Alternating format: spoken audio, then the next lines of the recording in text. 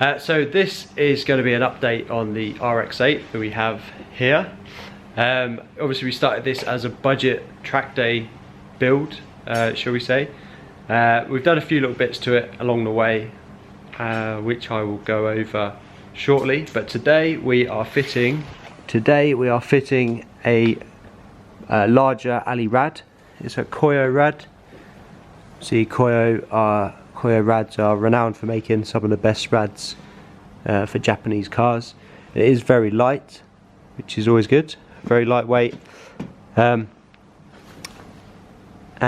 I'm not sure if it's a twin pass or dual pass or triple pass rad, but I believe a lot of the Koyo ones are nowadays. Yeah, so installing it into the Rx8 today, it's not the easiest of cars to fit a radiator in. As you can see, there's quite a few bits you have to take out.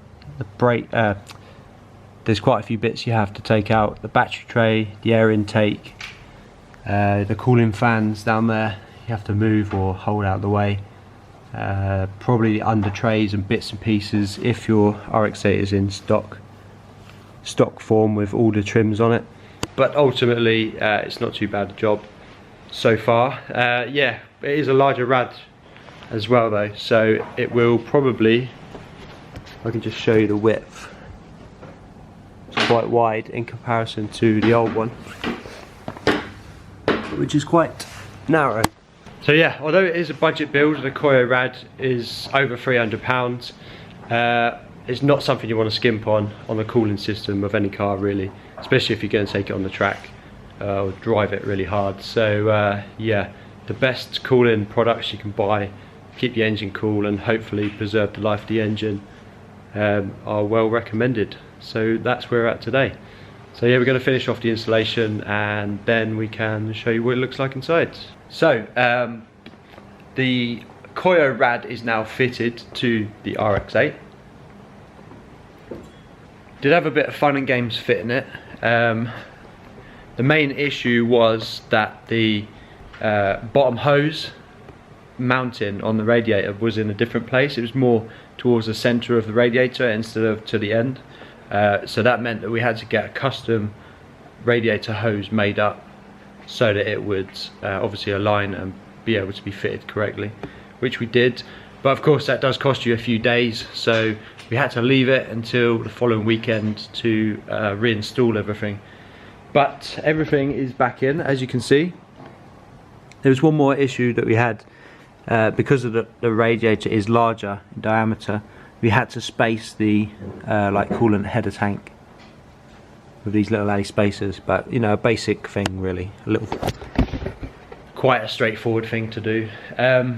What else has changed? So with the Rx8, so far we've got the rad, the air intake, we've got the exhaust system.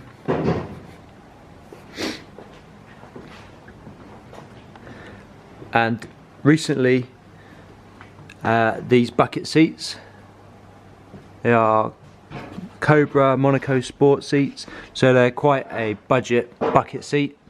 They are FIA approved, so they're, you know, pretty decent seats, but on a budget, which is the theme of this Rx8 build. Side mount, and just generally, as you can see, quite a nice looking seat. So with regards to the rest of the Rx8, it's almost fully stripped of interior, no roof lining, obviously no rear seats. There is a steering wheel and boss kit on order, so that will be changing. So a lighter weight steering wheel will be getting fitted, which will work well with the theme of the car. In the back of the car, we've recently fitted this, as you can see, Jap Speed strut brace.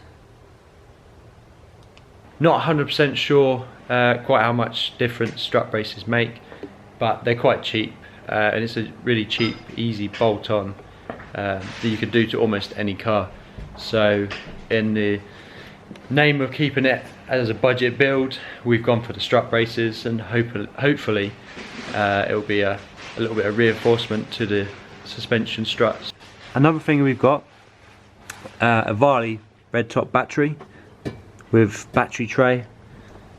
I'll show you the battery down here. Oh, I can't get it out.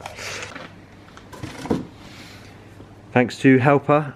This is a Varley red top 30 battery. Hopefully it'll be a little bit lighter than the battery that's currently mounted in the front of the Rx8.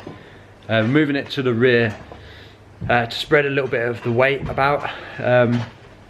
Obviously most of the weight will be up front, I guess. I know the Rx8 is supposed to be a really balanced car, but yeah, getting the battery to the back out of the engine bay kind of declutters it somewhat.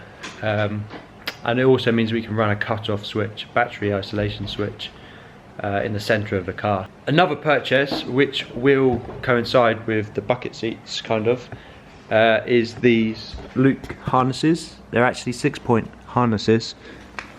What can I say about them? Well, they're used. They were a 70 quid bargain off of eBay.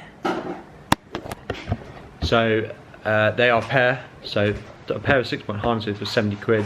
They are FIA approved, but the FIA date has expired. It expired last year. Of course, for most people, using a car for track days and on the street, it's not an issue. It's only if you race in FIA racing, I guess, where it's necessary to have up-to-date, in-date FIA harnesses. But obviously for us, you know, one person's loss is our person's gain. So yeah, we gained a pair of harnesses. I guess we'll have to see how the red goes with the blue.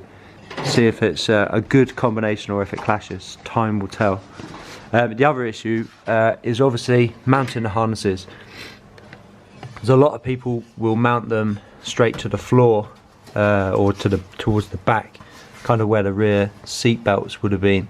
But doing this is supposedly not a good idea. I think they say that it can put strain or downwards load on your spine if you're in a crash, because obviously the harness is in like a up and down shape, like a triangle sort of thing, so that it can compress your spine, I believe.